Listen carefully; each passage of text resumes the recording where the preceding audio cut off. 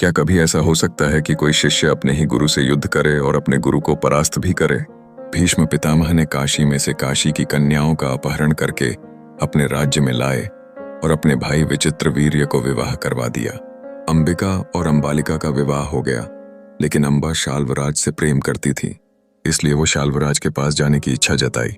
भीष्म ने उसे शाल्वराज के पास भेज दिया, लेकिन शाल्वराज ने अपहरण की हुई अंबा को अपनाने से मना कर दिया। अंबा ने भीष्म से कहा कि आप मुझसे विवाह करें, लेकिन भीष्म ने कहा कि मैं प्रतिज्ञा कर चुका हूं कि मैं आजीवन अविवाहित रहूंगा। अंबा ने कहा कि आप मेरे जीवन के साथ ऐसे नहीं खेल सकते। फिर अंबा न्याय के लिए गुरु परशुराम के पास गई और कहा कि आपके शिष्य देवव्रत भीष्म ने मेरे साथ अन्याय किया है। परशुराम बोले कि भीष्म ऐसा कैसे कर सकता है, भीष्म तो न्याय के लिए ही जाना जाता है।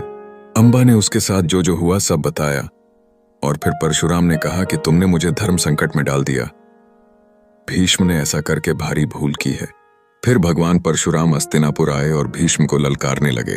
भीष्म बाहर आए और अपने गुरुजी के चरणों में झुकने लगे, लेकिन तभी परशुराम भगवान ने उसे पीछे करते हुए कहा, तुझे मेरे पैर छूने का कोई हक नहीं है। तूने जो न्याय किया है, एक गुरु का सर झुका दिया है। तूने फिर परशुराम बोले, अंबा को न्याय दे तभी तुझे क्षमा करूंगा। फिर भीष्म बोले, गुरुजी, आपने सिखाया कि अपनी ली हुई प्रतिज्ञा पे अटल रहो, अपनी प्रतिज्ञा का पालन करो, इसलिए मैं आपकी सिखाई हुई बात को नहीं टाल सकता। भीष्म विवाह करने के लिए मना कर देते हैं।